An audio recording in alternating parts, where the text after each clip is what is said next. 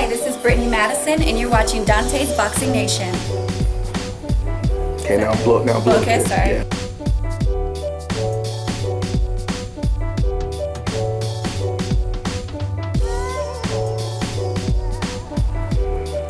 Hi, I'm Brittany Madison, and you're watching Dante's Boxing Nation. Do it one more time, but I feel like I messed up. All right.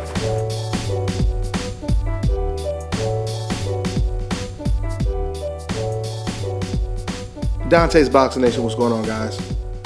So, congratulations to Danny Garcia. I predicted that he would win this fight, but he did a lot better than I thought he would do. I thought this would be a fight where Pauli would make him look bad in a lot of rounds, and eventually Danny might figure it out and possibly stop Pauli Malignaggi or win a decision. But that's not the way the fight went. Not only did Danny Garcia overwhelm Pauli Malignaggi, but he even managed to outbox Pauli Malignaggi in this fight. You know, it was a complete dominant performance by Danny Garcia, especially after his last two performances that most people think he actually lost. Now we finally get to see the Danny Garcia that we've seen before his last two fights. Someone who looks like a dominant fighter. But with that being said, you got to give a lot of credit to Pauli because he shows tremendous heart.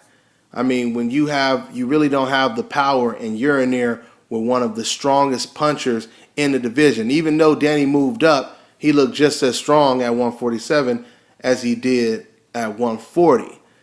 See, the thing with Pauli Malignaggi is he has a whole lot of heart. And even though he has somewhat of a slick style, when you're at that much of a disadvantage, that slick style has to be on the level of a Gamboa, a Rigo, a Terrence Crawford, a Floyd Mayweather, a Lomachenko. You know, you have to be on that level of skills when you are dealing with such a disadvantage, which in this situation is, of course, Danny Garcia's his youth and his strength and his intelligence, right?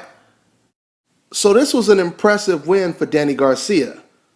But we have to keep in mind, Pauli Malignaggi was 3-7 with one knockout against former and current champions. Okay? This is, unfortunately, we can't sit over here and say that he's known for beating former or current champions.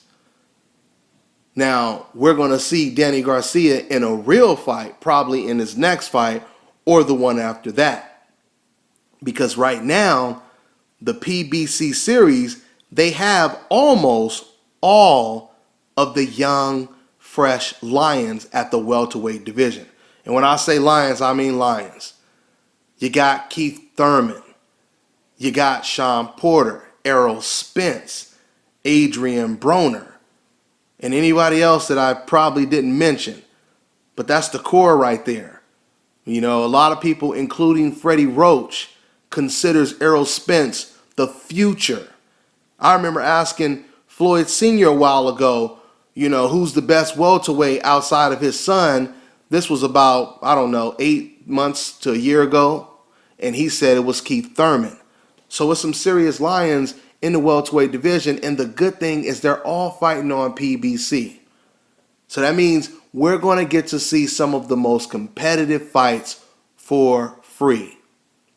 Now, speaking of Keith Thurman, right now Keith Thurman versus Guerrero is holding a record for the PBC series, which they peaked at 4 million views. HBO and Showtime, they have never come close to 4 million views. They haven't even reached 3 million views on one of their televised fights on HBO and Showtime, right? So we know by the record that the PBC is holding right now that fans prefer to watch these fights on free TV. Now, with that being said, just imagine this. If Thurman versus Robert the Ghost Guerrero peaked at 4 million views, how big do you think Thurman versus Danny Garcia would be? it would be huge. It would be huge. We're talking about at least 3.5 and up, right? So I really look forward to seeing these fights, and I know more fighters are going to be getting signed to the PBC series and Al Heyman. But for the time being, I think we're going to get to see Garcia versus Porter or Garcia versus Thurman next, which are two excellent fights on free TV. Now, if Danny Garcia fights against Keith Thurman, I think that may work almost to Thurman's favor, because what I noticed with Danny Garcia is he does a lot of waiting. You know, even when he's in the ring with a guy who doesn't really punch, doesn't really have any power, in Pauli Malignaggi, I noticed Danny Garcia, he didn't bomb rush Pauli the way Sean Porter does, or did, excuse me. But at the same time, we have to remember Sean does have a little bit of a different style than Danny Garcia. But Danny Garcia waiting at times, that may play in Keith Thurman's favor, because Keith Thurman likes to take his time. Keith Thurman is an ambush fighter. He jumps in with his hard combinations. He likes to jump out. So if Danny is waiting a lot, that gives Keith Thurman an opportunity to work at his own pace. But, you know, with that being said, it's still a very competitive fight. Anybody can win. So I just want to see him. I just want to see the best keep fighting the best, and that's what we're getting to see right now. So that's pretty much all I got. I'm on to the next one.